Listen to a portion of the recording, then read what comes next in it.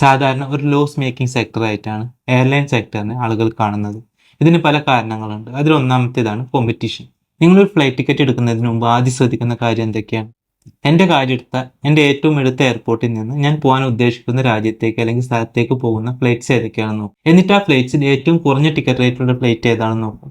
ആ ഫ്ലൈറ്റിൻ്റെ ടിക്കറ്റ് എടുക്കും. ഇത് തന്നെയാണ് ഭൂരിഭാഗം ആളുകളും ചെയ്യുന്നത് എന്നാണ് എൻ്റെ വിശ്വാസം. അതിനാൽ തന്നെ എയർലൈൻ കമ്പനീസിന് കോമ്പറ്റീറ്റേഴ്സിൻ്റെ പ്രൈസിനെ മാച്ച് ചെയ്തിട്ട് വേണം ടിക്കറ്റ് വിൽക്കുക.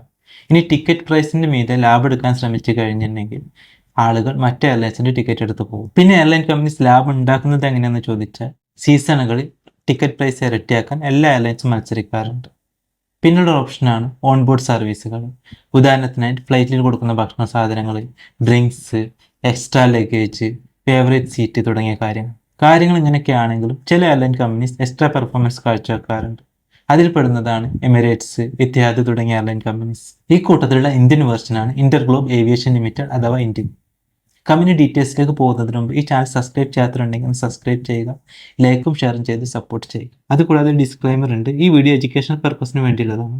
ഇൻവെസ്റ്റ്മെന്റ് തീരുമാനങ്ങൾ എടുക്കുന്നതിന് മുമ്പ് ഒരു സാമ്പത്തിക വിദഗ്ധന്റെ സഹായം തേടുക. പ്രൈസിന് കൂടുതൽ പ്രാധാന്യം കൊടുക്കുന്നവരാണ് നമ്മൾ ഇന്ത്യക്കാർ. നമുക്ക് എല്ലാ സാധനങ്ങളും മാക്സിമം വില കുറഞ്ഞു വേണം. വില കുറക്കാനുള്ള എളുപ്പ വഴിയാണ് ക്വാളിറ്റി കുറയ്ക്കുക.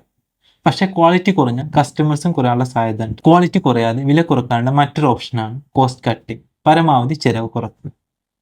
കോസ്റ്റ് കട്ടിങ്ങിന് പേര് കേട്ട എയർലൈൻ കമ്പനിയാണ് IndiGo airlines. IndiGo airlines cost കട്ടിങ്ങിനായി ഉപയോഗിക്കുന്ന ചില ട്രിക്സ് പറയാം. ഒന്നാമതായി, മാക്സിമം ഫീമെയിൽ സ്റ്റാഫിനെ ക്യാബിൻ ക്രൂയെ നിയമിക്കുക.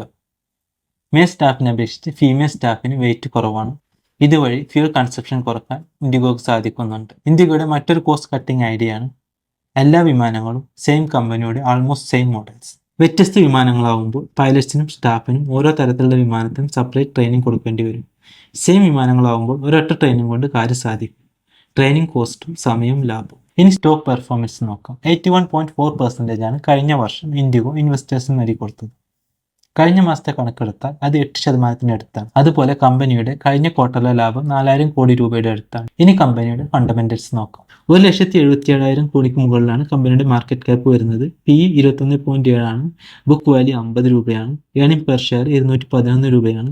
Sales growth 109.9%. പ്രോഫിറ്റ് ഗ്രോത്ത് 94.8% ആണ്. ഇനി ഷെയർ ഹോൾഡിംഗ് പാറ്റേൺ നോക്കുകയാണെങ്കിൽ promoters 57.29%, foreign investors 23.66%, domestic investors 15.1%, public 3.95% ആണ്. ഇന്നത്തെ വീഡിയോ ഇവിടെ അവസാനിപ്പിക്കുകയാണ്. ഇൻഡിഗോ സ്റ്റോക്ക് വാങ്ങുന്നതിനെ കുറിച്ചുള്ള നിങ്ങളുടെ അഭിപ്രായങ്ങൾ കമന്റിലൂടെ അറിയിക്കുക. എൻ്റെ പേര് മുഹമ്മദ് റാഫി, സൈനിങ് ഓഫ്.